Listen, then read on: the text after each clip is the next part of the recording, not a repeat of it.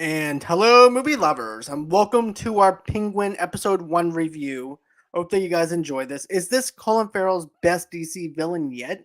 Who knows? We don't know yet. We don't know anything, but we do know that this first episode of season 1 of The Penguin is fire. So let's go on ahead. Pick a Flick podcast and myself are going to be reviewing season 1, episode 1 of The Penguin.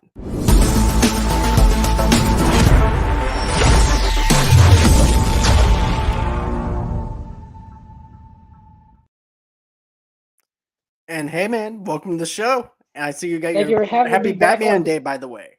Happy Batman Thank Day. you. You're very Thank welcome. you. And It's going see to be weird when we talk about a show that he's not actually, you know, appearing in in, but it, but he's so be speaking it. of in the series, though. Yes, it's the universe that matters. It's the universe. But, though, I really love the fact that we are back in the world of Matt Reeves, even though it's on a smaller scale. But the look of Gotham is just fantastic. This is probably the best version of Gotham that we've gotten. If you Yeah. look at it, it feels like Gotham. It feels dirty. It feels like a New York City kind of vibe to it. Don't get me wrong. I love Christopher Nolan and stuff like that. But there's something the way that Matt Reeves does Gotham that really stands out. It reminds me of the Arkham video games and stuff like that too. But this is actually basically The Sopranos meets Penguin meets Gotham. Mm. But what about for you? Yeah, man, I'm going to have to agree with you. I think what really kind of stood out for me alongside with the performances, the score, the storytelling in the Batman movie that came out about a year or two ago, was the look and feel of Gotham. It's the city that you feel like you're really in, but obviously for the story of it, what goes on in it, you probably don't want to be there. But the No. look and feel of it is just really good, well done, especially at night. It's just something about the glow, the lighting of it all, that just makes it very immersive. Yeah, It I'm really digging the look and does. feel of it. And when I love Colin Farrell, I think he does a fantastic job of playing Oswald. I think that he gives us a reason to actually care about his character and things like that too. But when we see him and getting introduced back into his character again, is only a week after the assassination of Carmine Falcone and the destruction of Gotham's seawall. So I like the fact of how they make the connection with the Batman and introducing us back into this world again. This could actually fall into basically a sequel to the Batman if they did it this way. But Mm. I like how they do it where it's just a penguin gangster show. It's not so much as a comic book show, it's a gangster show. And it's fantastic. Um from the point where we actually get Oswald only a week after the assassination, and then Oswald is caught by Alberto Falcone, Carmine's son, in her apartment as he recovers stash of Falcone's valuables from the Iceberg Lounge. And I Wild. like that. I love the look of the ice. This actually does feel like the Arkham video games. It actually feels like the comic book. And he gets caught by the son of the Falcones. And I like how he sits down with him, and you could definitely tell Oswald does not respect this guy at all, even though he's now the new heir to the throne, if you will, of the Mm. mob. Because number one, he's young. Number two, he doesn't have the experience Mhm. to take over the business. Even though he says he respects him, even though Oswald does tell him, "Hey, look, I do respect you," but you can tell in the tone though he does not respect this kid at all. Well, how do you feel about that? Oh yeah, man. The opening scene just right away, it just brought me back into this world. And seeing the penguin obviously being this amazing master manipulator. He says one thing, but he has, ulterior motives that just doesn't get caught until after he takes you out and you can't come back into that. And that's just really a testament to his character. Because for one second you do kind of feel for him until he reminds you, just in case, when he does that face. Oh yeah, He's when he the does bad that little guy. face thing like a Tony Soprano, you do know that you're dead at that You're point. cooked. But I like how he winds up telling him, because this kind of reminds me also of Godfather 2 with the whole parade out in the streets, and he's telling the son, he's like, "Look, I have a vision. but you know what though? It reminds me of this. Like, there was a parade that was laid out for this other mob boss, and how Oswald respected this boss, and how about how everybody threw a parade for him. Yeah.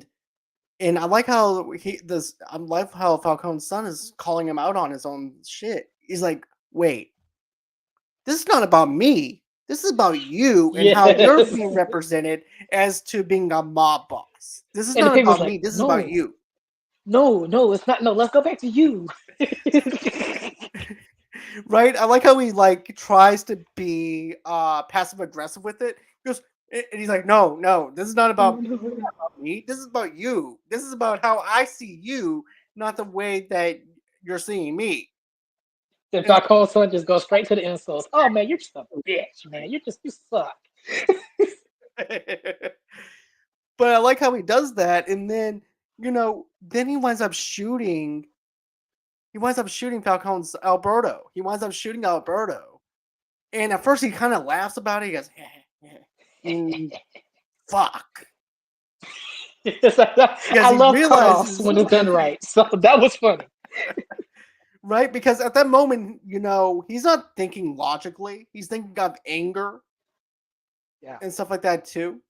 So I like how we're about 10 minutes into this whole entire deal, and then you get the credit of the penguin logo, which I thought was a really cool cold opening on how you would open a show to give us the tone. And that was the first thing I thought of. They're showing us the tone right off the bat, no pun intended. But I just thought that the way they did it and the way they laid it out, you already know the plot line of what we're getting. But what did you think of the fact too that now he has to try and get rid of the body? Oswald now has to get rid of the body now, and he's carrying down Alberto in a body bag, and then he winds up discovering Vic downstairs, which is also this other kid, Yeah. and they're trying to steal his hubcaps and stuff like that, and trying to sell the rims and stuff like that. And basically, Oswald is basically telling him, "Hey, look, there's other ways of actually earning money besides stealing rims. If you really want to go on ahead and steal rims," and winds up showing him where to actually go. Yeah. And so at that point, everybody else he winds up shooting at everybody else, and they run off. But Vic still stays, and he's of course you're fearing for Vic. Vic is sweating bullets right now. I was scared for Vic. I felt like I was Vic in that moment, just looking at this grizzly looking dude. Right? Because this guy's like weighs over 200 something pounds, weighs more Yes. than you do, and you're You got also a funny little witnessing, walk. right? But also too, you're also witnessing everything. You're also witnessing him shooting at his friends. You're also witnessing him carrying down a body bag, and you're like, this is not going to end well for me at all. Right. And so now he's like, look, he tells Vic, I need you to help me put him in the trunk. So he puts him in the trunk. And then from there, that's when we really get this whole entire deal of Vic and Oswald working together. Yeah. And And then after, I was on edge for that every single scene. As it progressed, I kind of saw the bond kind of started to grow. But early on, after that forward, I felt like there was some almost like he could turn at any moment.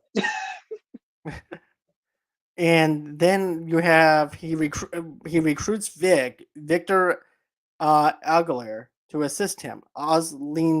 Learns that the Falcones plan to assume control of the drug ring. He also encounters Alberto's sister, Sophia Falcone, who will give us nightmares later on. We'll talk about that. But, I like how he goes over to the junkyard. And you already know he's going to dispose of the body. But he's not just going to dispose of one body. He's going to kill Vic after he got done helping him. Right?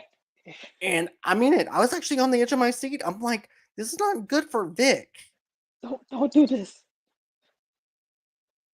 And Vic is just playing like, please, don't take me. I can whatever you need to. I can do this. I can do this. Because I can be He was like, yeah, useful. I'm useful. right, Don't kill me. right, I'm useful. I can tell you. I can do this. I can do what you need me to do. But just don't kill me, man. right. And I love the people's response, like, oh, come on, kid, calm down, calm down, calm down. Especially Yeah, whenever he takes out. You're thinking that he's gonna get whacked too, because Oswald winds up taking out a cigar out of his inside pocket. He goes, Yeah. "Come here, kid. I got this for you." It Gives could have him been an a exploding cigar. no. What I was thinking was, I thought he was gonna go on ahead and give him the cigar, and he takes a couple Mhm. puffs. He goes, "You feeling good, kid? Yeah. How does it feel? Oh, I love this cigar, Mister Oswald. I like it. Good. Mhm. Bam! He kills. I could just because that's what I was expecting. I was expecting him to whack the kid anyways, like kind of calm him down, let him take a couple puffs from the cigar, and then he kills Just on edge. him. But then I like how Oz plays into the fact because he's also manipulating Vic though too by saying Yeah. I can relate to you because we're both the same. Mm. Training day vibes. But did you feel like that he was manipulating him, or do you really feel like that he really does feel like how Vic feels? Because he doesn't live in his mom doesn't live in the best house or anything either. You know, it's kind of too early to call it, but I think it's a little bit of both. Knowing him, and I feel like the penguin is very complex, and as you can see here, he's very manipulative. Right, because he's after his own gain, his own power. Like Right, Falcone's son calls him out on everything. It's about him and what he wants and his rise to power. And even when right. we get introduced to his mother as well, Oh when we get yeah. introduced to Oswald's mother, and remember this, when Falcone's son winds up giving him the necklace, he gives the necklace over to his mother, Hmm. to Oswald's mother, and he puts the necklace around his mom and goes, "Oh, this looks nice. This is really nice."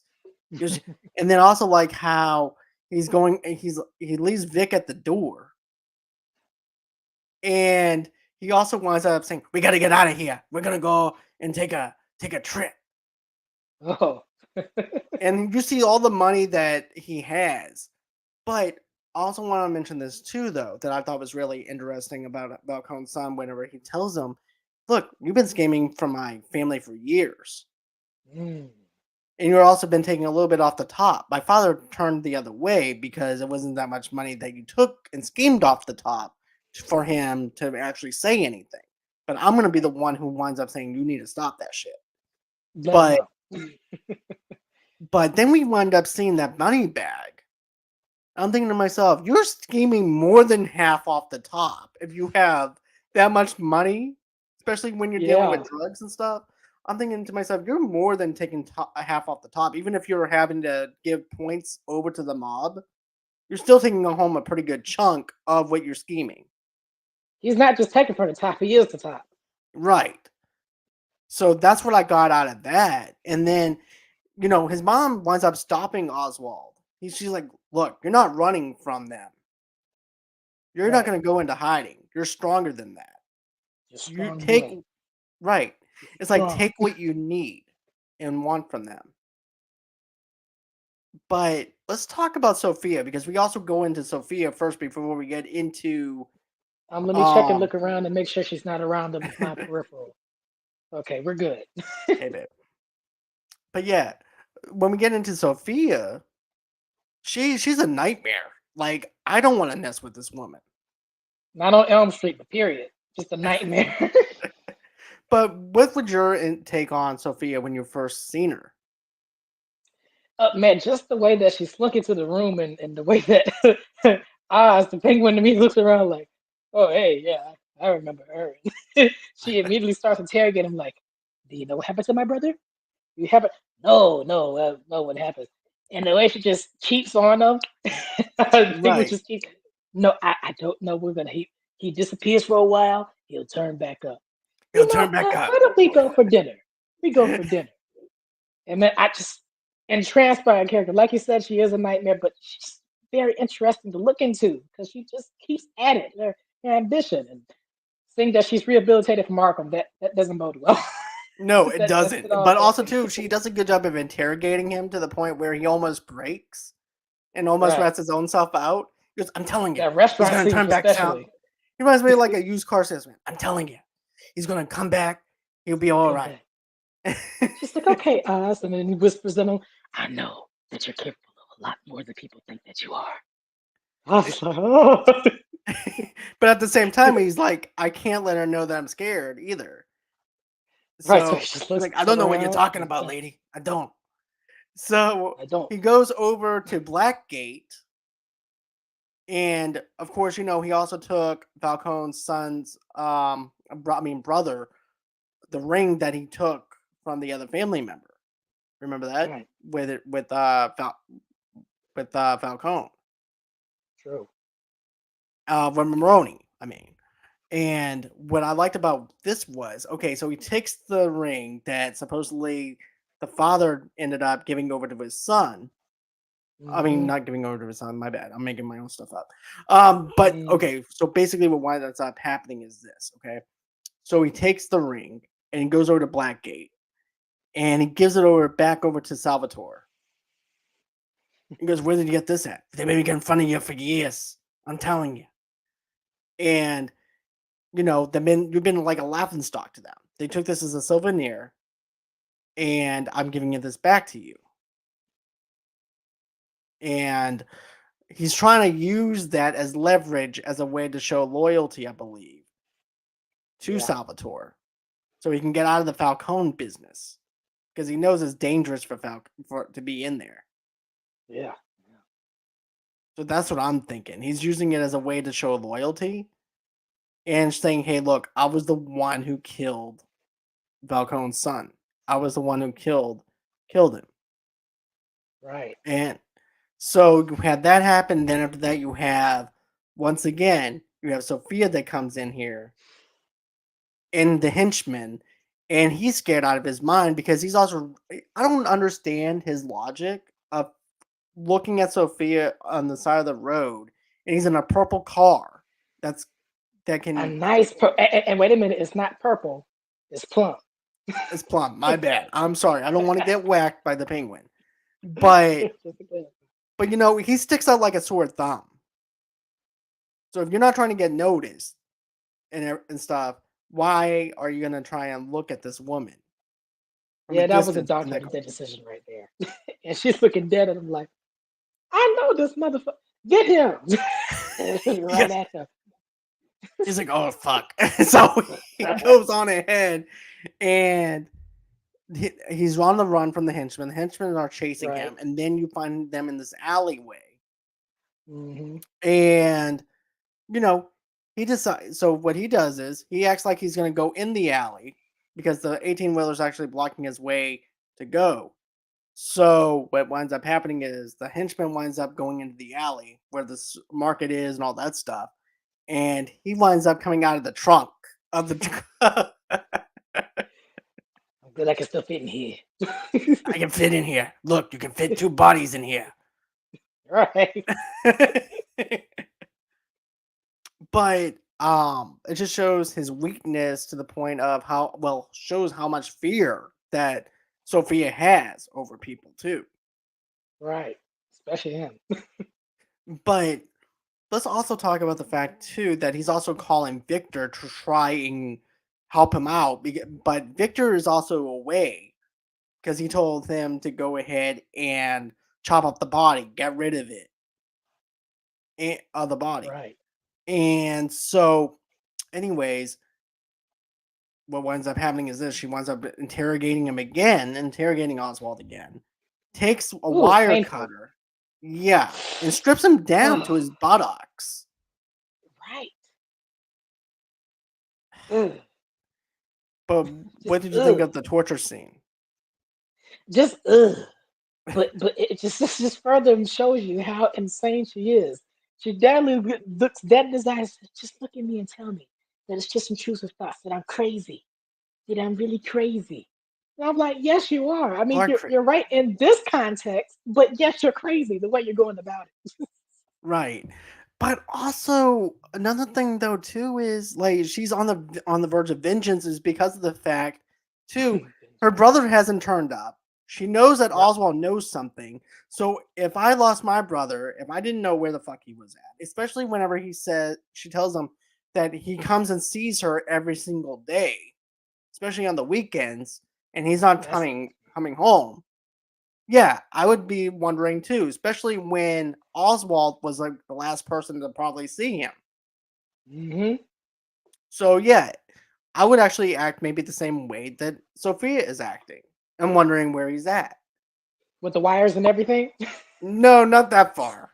But you know, but then all of a sudden you see that car come in, the caddy that they put her brother in. Right. And that And scream. My God. the scream was horrifying to see her brother in Right. there and then his pinky is cut off. But Vic doesn't realize this though. He doesn't know that Oswald gave it back over to Salvatore Maroni or anything Right. either. He doesn't not know that he has that ring back, or if he even had a ring. All he know. So what he did was he went on ahead and took the pinky finger of the ring that it was on. Right. And so thinking about it though, I'm thinking that you know it goes into the whole entire fact of the matter is there's going to be a crime war going on because now she's going to Oh probably yeah. think that Maroney's was the one that whacked her brother, Yep. and it's showing that he still controls the streets, therefore letting Oswald go because now Oswald supposedly has nothing to I'm do a with free man. I'm a free man. right, because she even says it. She goes, you have a way of getting away with shit. And Even at the expense of other people's lives and that poor right. kid. And then all of a sudden there comes the car. And we were all looking together. I was looking at the screen too, like the car. And then after we watching it, that car. Wow. Right. And then she winds up saying that then after that happens, she lets him go. But I like how the conversation between Oswald and Vic is, where he goes, "Kid, I told you to go and get rid of the body and cut it up." Because well, I didn't. I was started thinking about where do I cut it? Where do I about the anatomy of it? And do Right, I throwing all these really medical terms that I'm not trying to repeat all that. He goes in right? very in debt. Right, and his logic is actually does make sense, but at the same time, though, you're also helping Oswald without even knowing that you're helping him either by doing that Hmm. because you just saved the dude's life, even though he was supposed to be chopped up. But now it makes it look like okay, Oswald didn't kill him, Yeah, yeah. and then okay, there's also another foreshadowing moment though that I want to talk about. Right. Okay, you know that part where they're in the hotel and they're watching TV, and then there's this black and white movie coming on, right? Yeah. Okay, you know how he tells the kid it's just he's that the girl was just like scapegoat and how basic and how that is. Mhm. So my thing was this: I'm thinking that Vic is just the scapegoat Hmm. that's helping him, and therefore Oswald's going to backstab him the first time he gets, Yeah. or he's going to end up making Sophia the scapegoat of the whole entire deal. You think that's a good decision? That's a bit risky. Well, think of it like this: if he does use Sophia as the scapegoat, and let's say Maroney has a way of getting out of prison on a Blackgate, and he comes back, they just kill each other, and the person who why they could actually both be killing each other to the point where no one that both parties die, and he comes up at a Gotham being the gangster, The gangster. right? But what do you think of that as speculation? Those are two possibly very strong foreshadowing theories. I could definitely see both of these possibly trying to, intertwine with each other as the series progresses, perhaps. But I do think that, especially with Window B having Sophia the scapegoat, and it turns out to be this big crime war. It seems like a possibility. He's gotten himself, as we know, out of many situations. He's not going to stop doing that. So until he gets to the top, I'm sure he's going to try to figure his way out of things. It's probably going to Right. get very nasty around him. But even with the cops, though, he could also use Vic as a scapegoat to get away from Yeah, everything too. So it's two or three different ways that you can play around with it. Where Vic right. could be the scapegoat to where he won't get, so therefore nothing will be on Oswald anymore, and everything's on Vic. So if Oswald gets arrested or whatever, he gets it. Well, Vic is the one who did it, not me. Yeah, But there's a lot of manipulation. He's only after power. He's after money, especially whenever they Falcone comes over, tells him that he needs to see him, and he's like, "Look, Oswald, you're doing a fantastic job of selling the drugs, but we're getting too much heat now, and also too the supply because of the streets on Gotham and stuff like that got flooded. We have all our inventory now gone." He goes, "Well, that's not true. I got about 70% of it back." But it's also not a good supply either because of the sewer water and stuff like that. Even his own men said, "Look, Oz, this is not a good thing here." Because yeah, we have 75% or 70% of the drugs, but it's gone. It's yeah. mush. It's not something that's worth selling. It's But not Oz good is like, product. right, but No, it's I kind of like, insist. if you think about it, it's kind of like putting angel dust or something and putting like mixing it up like concrete or something, just Oh yeah, to so you can get a high or something off of it yeah. and sell it for a percentage. And that's exactly what he's thinking. He's thinking, well, I can just go ahead and make something up and make it look like it's something good when it's not. Yeah. But the Falcons want to back out of the deal. He's fighting at them on it. And you don't do that, even if you're a capo for the mob. You basically bow down to everything they tell you to do, and Mhm. that's it. But Oz does not do that because Because simple you know fact. why? He's the penguin. Can we also talk about this? How good the makeup was for his feet, because that was some fucked up feet. Oh my God! It's like his feet was pointing in different area codes and continents. It was just, ugh, ugh. I'm like, dude. Like now I know why you limp. I don't blame you. Yours is I'm glad I wasn't eating during that because I usually eat while I watch this. God, that that shit was nasty. But ugh. what else stood out to you though, as far as the show goes? Um. Well, about three things that I can say off the top of my head since it's still early on. Again, the score here, just like with the movie, is very strong and it accompanies some of the scenes and the moves very well. I do like. I don't know the name of the composer behind it, but he does a really good job of helping build the scene, the emotion and the storytelling behind it. It's just strong. I just like the score. I hope there is a score for the whole season. I'll probably listen back to that. It's very good. Uh, Yes, mm, yeah. it was Did you Mick pick it? Gacchino that did the score Okay. for this. Okay, so you might know the penguin personally then. Gotcha. So there you go. But yes, he But did yeah, great in the score. but you know what though, man? I love the fact that they actually put a little bit of the movie score into the background of it.